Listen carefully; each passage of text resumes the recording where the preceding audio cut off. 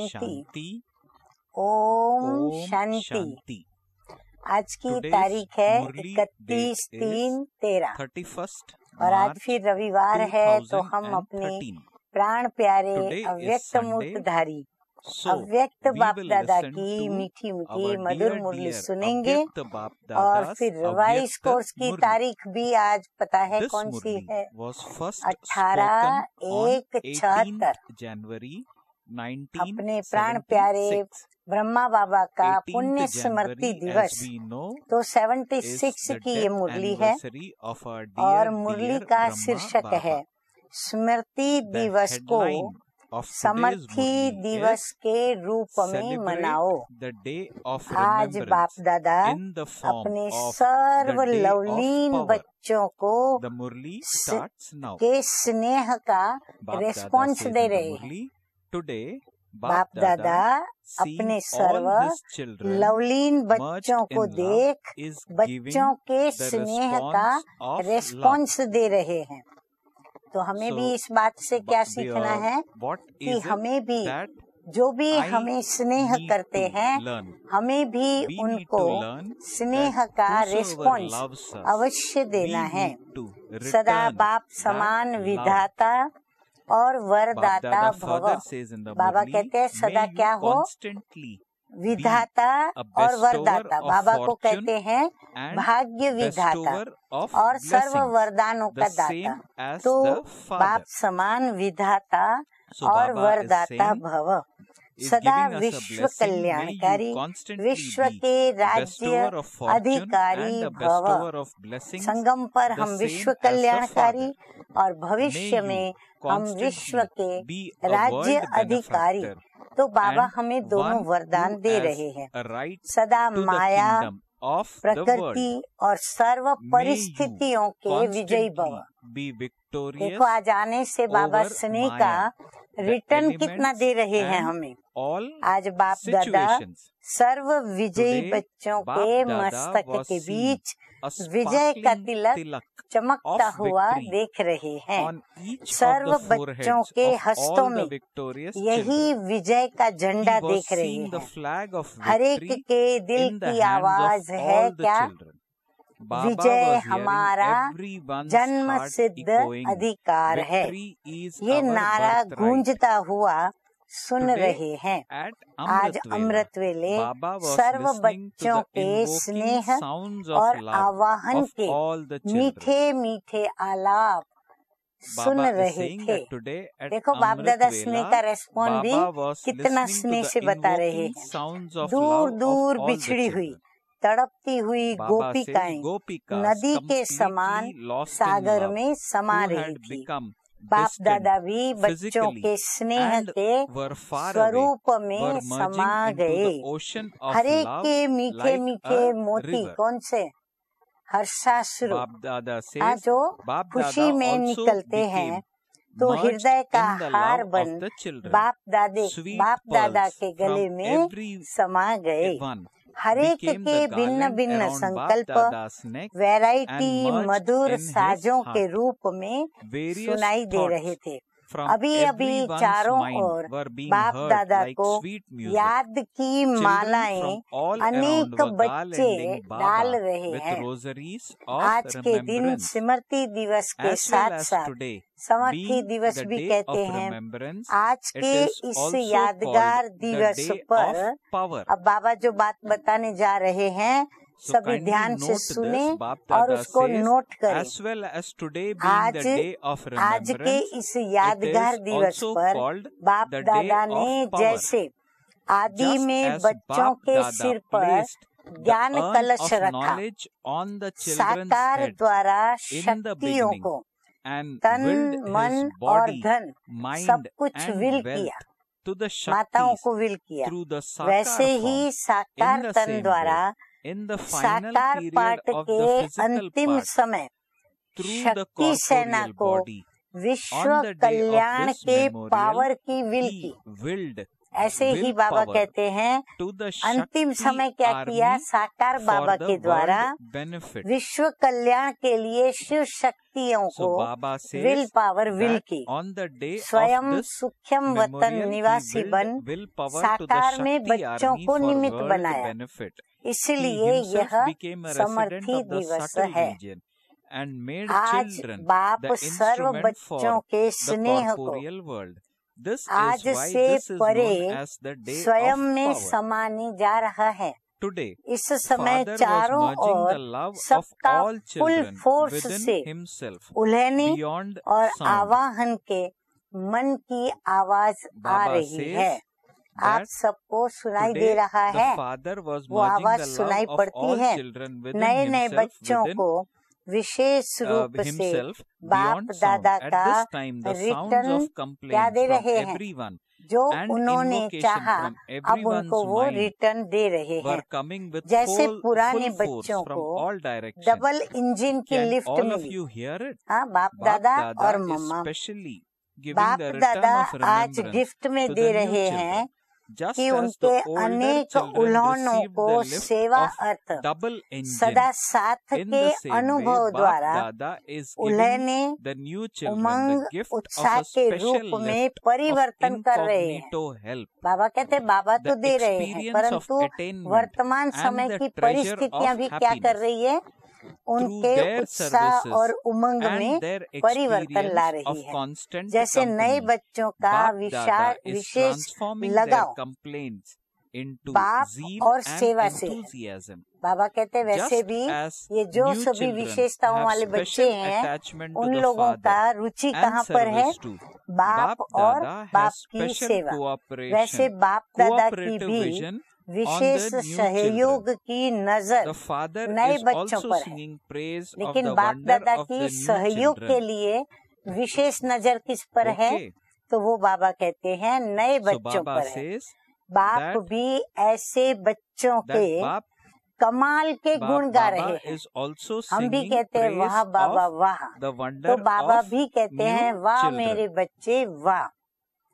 अच्छा ना, तो सर्वस्नेही सदा एक बाप के लव में लीन रहने वाले, बाप दादा को प्रख्यात करने वाले सर्व आत्माओं के द्वारा जय जयकार की विजय मालाएं धारण करने के निमित्त बने हुए ऐसे विजयी बाप समान सर्व गुणों को साकार रूप में प्रत्यक्ष करने वाले, सर्व सिद्धियों को सेवा के प्रति लगाने वाले ऐसे विश्व कल्याणकारी बाप दादा के भी दिल तक नशीन अधिकारी बच्चों को बाप दादा का याद प्यार और नमस्ते।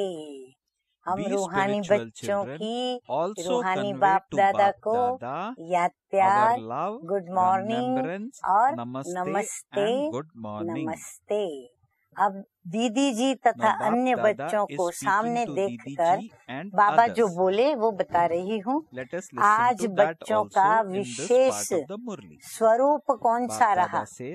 18 जनवरी पुण्य स्मृति दिवस स्नेह के स्वरूप के साथ साथ उल्हने भी सबने दिए। जैसे बाप ज्ञान सागर है, तो सागर की विशेषता क्या होती है?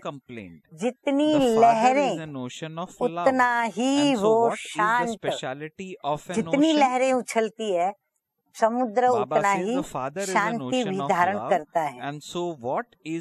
लेकिन एक ही समय दोनों ही विशेषताएं हो, एक बाजू वो लहरों में उछले और दूसरी तरफ वो शांत रहे, तो बाबा कहते एक ही समय दोनों विशेषताएं सागर में है।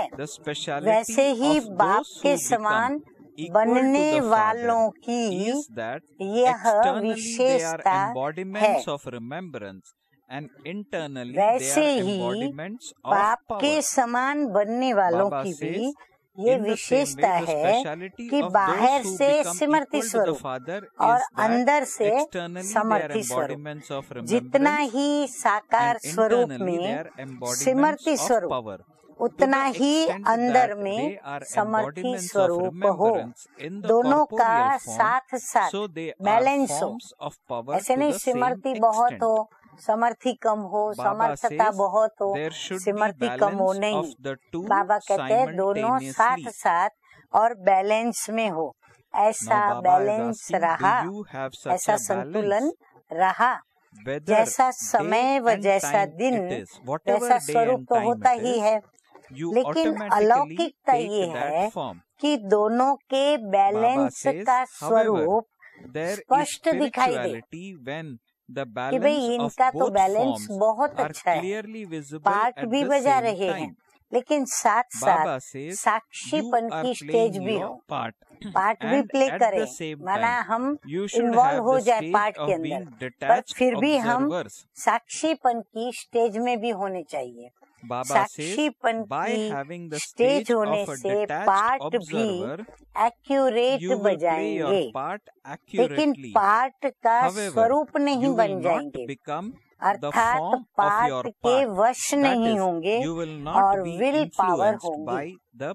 तो 4 बातें बाबा ने बता दी कि यदि साक्षीपन की स्टेज में स्थित होकर यदि हम संतुलन में चलेंगे तो बाबा कहते हैं साक्षीपन की स्टेज में होने से एक तो पार्ट एक्यूरेट बजाएंगे, फिर पार्ट का स्वरूप नहीं बन जाएंगे, पार्ट के वश भी नहीं होंगे और विल पावर भी आपके पास होंगी। जो चाहे, जिस घड़ी चाहे, जैसा अपने स्वरूप को वैसा आप धारण कर सकते हो। ये विशेषता बच्चों में आ जाती है। इसको कहते हैं विल पावर, कि जब चाहें, जो चाहें, जैसा चाहें वैसा अपना स्वरूप हम धारण कर सकते। प्रेम स्वरूप में भी शक्तिशाली स्वरूप साथ साथ समाया हुआ हो। सिर्फ प्रेम में स्वरूप बन जाना ये लौकिकता हो गई। देखो बाबा गुह्य राज की बात आज समझा रहे हैं। सिर्फ प्रेम स्वरूप बन जाना बाबा कहते हैं ये लौकिकता हो गई। अब अलौकिकता क्या रही वो देखते हैं। अलौकिकता ये है कि जो प्रेम स्वरूप के साथ साथ शक्तिशाली स्वरूप भी रहे, तो शक्तिशाली स्वरूप का अंतिम दृश्य क्या होगा? नष्टो मोहा सिमरति लब्धा, वो दिखाया है। शास्त्रों में भी यही दिखाया है। जितना ही अति स्नेह उतना ही अति नष्टो मोहा। तो लास्ट पेपर क्या देखा? स्नेह होते हुए भी, अब ब्रह्मा बाबा अपना अनुभव बताते हैं कि लास्ट में क्या देखा कि स्नेह होते हुए भी नष्टो मोहा स्मृति स्वरूप रहे। यही लास्ट पेपर यादगार में भी गायन रूप में है। यही प्रैक्टिकल कर्म करके दिखाया। साकार संबंध सन्मुख होते हुए समाने की भी शक्ति और सहन करने की भी शक्ति, ये दोनों शक्तियाँ बाबा ने उनको प्रदान की। यही दोनों शक्तियों का स्वरूप देखा। एक तरफ स्नेह को समाना तो दूसरी तरफ रहा हुआ लास्ट का हिसाब किताब सहन शक्ति से समाप्त करना। क्योंकि हिसाब किताब जो लेने आएगा हिसाब, वो कोई सुखदायी तो नहीं होंगे सभी। तो जो लेने आते हैं उनको भी हिसाब हमको चुकाना है। पर चुकाते समय क्या होता है? अंदर में तकलीफ होती है, तो वो तकलीफ हमको सहन करनी पड़ती है। तो सहन शक्ति से उसको समाना होता है। समाना भी और सहन भी करना, दोनों को स्वरूप कर्म में देखा। ये दोनों का स्वरूप बाबा ने बच्चों के कर्म में देखा कि बच्चे दोनों कर्मों को सहन भी करते जा रहे हैं, साक्षी होकर भी देख रहे हैं। तो यही लास्ट स्टेज है। यह प्रैक्टिकल में कर्म करके दिखलाया। किसने दिखलाया? स्वयं बाप दादा ने दिखलाया। ये रात्रि का समय था ना। लास्ट पेपर में फर्स्ट नंबर में प्रैक्टिकल में किया। स्वरूप में लाना तो सहज हो जाता है। बाबा कहते स्वरूप में लाना वो तो सहज होता है, लेकिन समाना अंदर में, इसमें विल पावर चाहिए। अब ये विल पावर कहाँ से आवे? सारा पार्ट समाने का देखा। कर्म योग को भी समाना और स्नेह को भी समाना, यही विल पावर है। विल पावर को समझा? विल पावर वाले क्या होंगे? कर्म भोग को भी समाएंगे, स्नेह को भी समाएंगे। तो ये जो दो समाने का स्वरूप है वो है विल पावर। यही विल पावर अंत में बच्चों को बाबा ने विल की। बाबा ने अंत में क्या किया? यही विल पावर कौन सी? सहन करने की, समाने की और फिर साक्षी दृष्टा होकर के और उसका सामना करने की। तो यही अंत में बच्चों को विल की। अच्छा, अब पर्सनल मुलाकात सुनेंगे। पर्सनल मुलाकात को भी एक शीर्षक दिया गया है, क्योंकि बाप दादा ने बहुत अच्छा समझाया हुआ है। तो शीर्षक है पर्सनल मुलाकात का परिवर्तन का मूल आधार, जो हम सभी को जानना बहुत आवश्यक है, क्योंकि हम सब अपना अपना जीवन का परिवर्तन कर रहे हैं। स्वभाव संस्कारों का परिवर्तन करना है। तो परिवर्तन का मूल आधार क्या है? हर सेकंड सेवा में बिजी रहना। हर सेकंड सेवा में बिजी रहना। महारथियों की रूरिहान में विशेष कौन सी रूरिहान चलती है? बहुत करके महारथियों के रूरिहान में यही बात निकलती है कि समय प्रमाण परिवर्तन कैसे होना है। समय और स्वयं को देखते हुए ये प्रश्न उठता है कि क्या होगा। बाबा कहते हैं उनके अंदर चर्चा होती है, तो समय और स्वयं को देखते हुए यही प्रश्न उठता है कि क्या होगा। लेकिन परिवर्तन का मूल आधार हर सेकंड सेवा में बिजी रहना। नोट किया सभी ने? हर महारथी के अंदर सदा यह संकल्प रहे कि जो भी समय है वह सेवा अर्थ देना ही है, चाहे अपना देह व शरीर के आवश्यक कार्य में भी समय लगाते हो तो भी स्वयं के प्रति लगाते हुए मनसा में विश्व कल्याण की सेवा साथ साथ कर सकते हैं। बाबा कहते हैं चलो लौकिक में आप तो बिजी रहते हो, तो उसमें भी आप अपनी मनसा सेवा तो कर ही सकते हो, साथ साथ वाचा में समय लगाते हो तो भी स्वयं के प्रति लगाते हुए मनसा में विश्व कल्याण की सेवा साथ साथ कर सकते हो। ऐसे वाचा में भी और कर्मणा में क्या नहीं कर सकते? तो मनसा कल्याणकारी भावना का संकल्प रहे तो वह भी सेवा के सब्जेक्ट में जमा हो जाता है ना। मनसा वाचा कर्मणा, यदि हमने मन के अंदर शुभ भावनाएं रखी तो बाबा कहते हैं ये शुभ भावना भी आपकी क्या होगी? आपकी सेवा की सब्जेक्ट में जमा होगी कि ये भी आपने एक सेवा की। क्योंकि मनसा में जो हम शुभ भावना रखते हैं तो उसके भी वाइब्रेशंस वाइब्रेट होते हैं, तो ये हमारी एक प्रकृति की सेवा हो जाती है। तो ये भी एक सेवा में बाबा कहते हैं सब्जेक्ट में आपका जमा रहेगा। अच्छा, आगे बाबा बताते हैं कि भक्ति मार्ग में महादानी किसको कहा जाता है?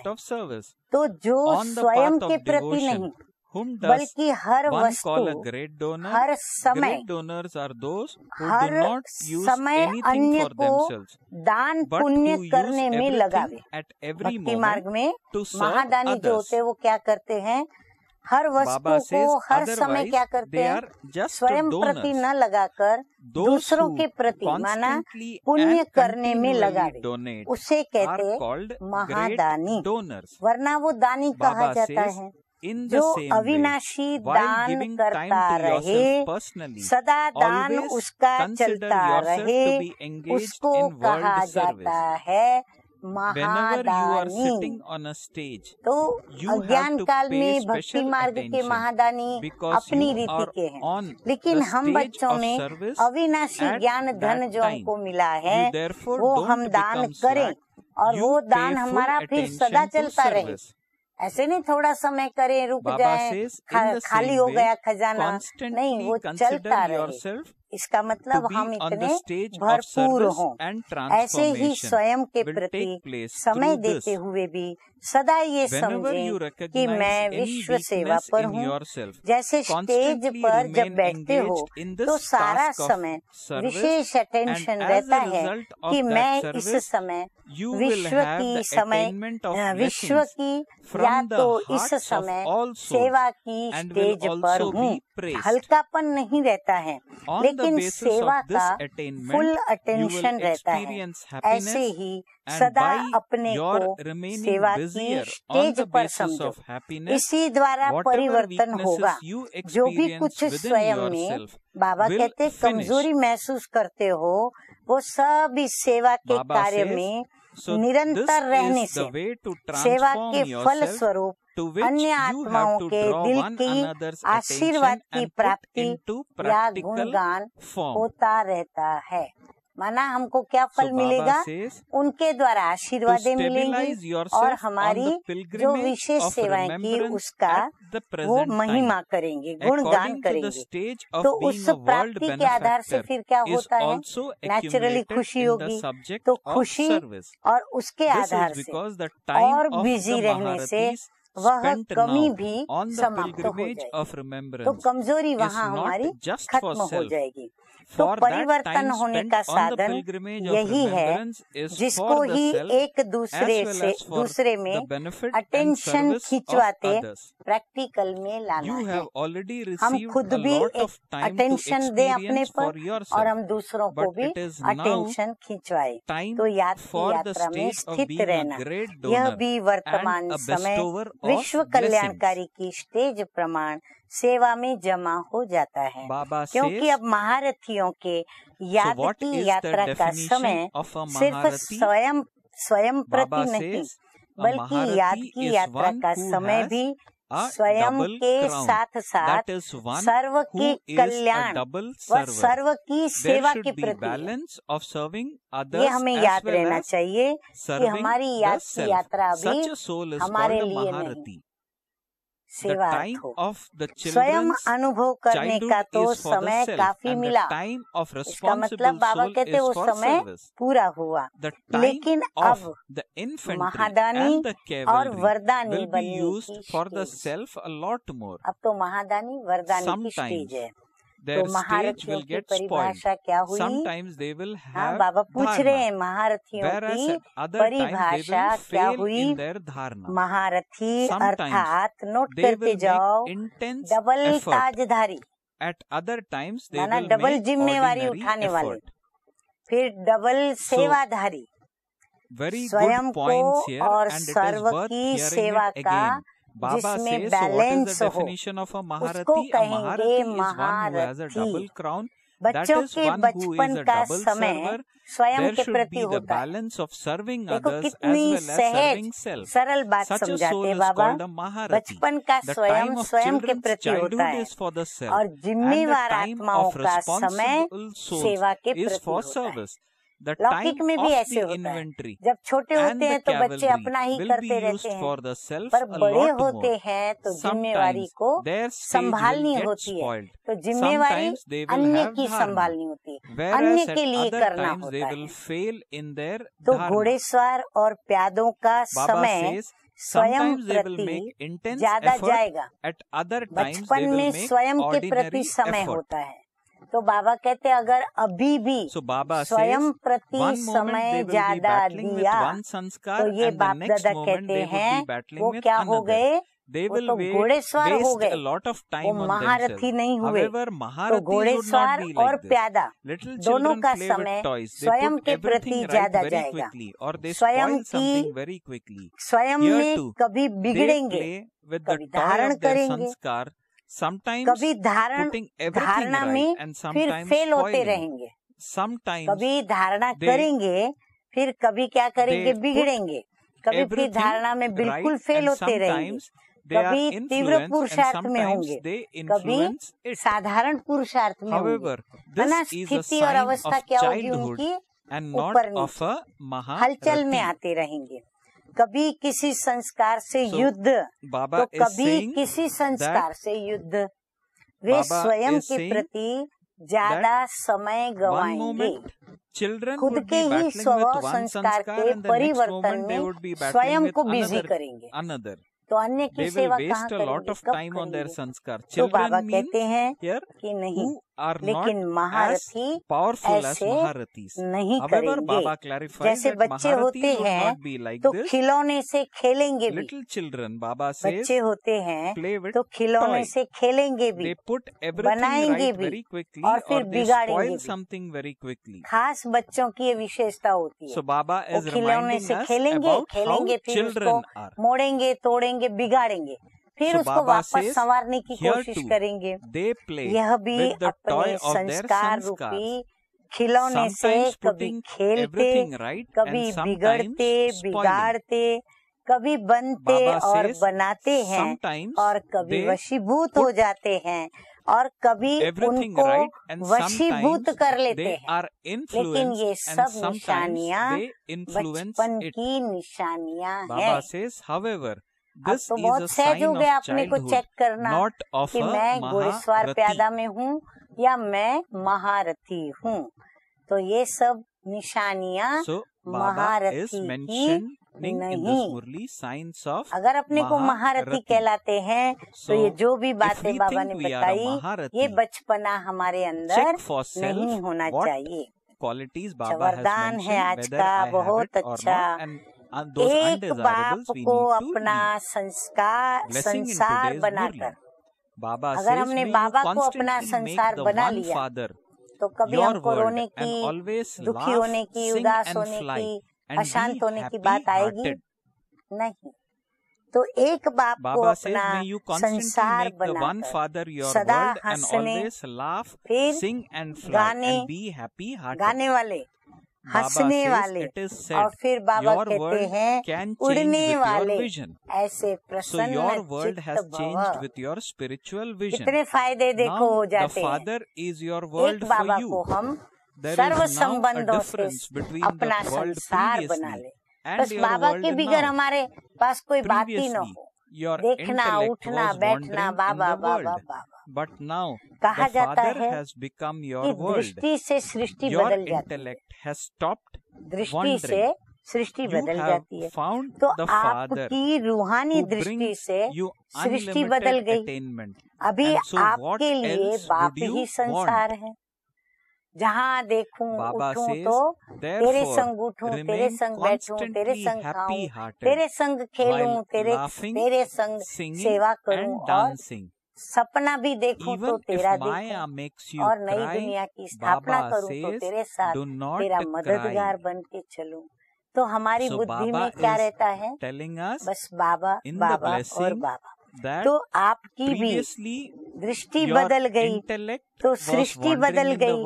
अभी आपके लिए बाप ही संसार है। पहले के संसार और अभी के संस्कार में फर्क हो गया। संसार बदला तो संस्कार में भी क्या हुआ, परिवर्तन आया, संस्कार भी बदले। पहले संसार में क्या होता था, संसार में बुद्धि भटकती थी। अभी बाप ही संसार हो गया तो ये जो बुद्धि के भटकने के संस्कार थे वो बाबा कहते हैं भटकना बंद हो गया, क्योंकि उसको ठिकाना मिल गया। बेहद की प्राप्ति कराने वाला बाप मिल गया। हाँ, बेहद की कितनी सारी प्राप्तियां कराने वाला बाप मिल गया, तो और क्या चाहिए। इसलिए हंसते गाते उड़ते सदा प्रसन्न चित्त रहो। माया रुलाए तो भी रोना नहीं। बाबा कहते हैं माया रुलाए तो भी रोना नहीं। स्लोगन है आज का, दिल साफ हो तो मुराद हासिल होती रहेगी। सर्व प्राप्तियां स्वतः ही आपके सामने आएंगी। जैसे वो भी कहेगी जी हजूर जी हाजिर। हाँ, सब प्राप्तियां हमारे चरणों में आके हमारे पास दास बन के रहेंगी। ओम अच्छा, शांति, ओम शांति। शांति। स्वरूप है बिंदु जैसे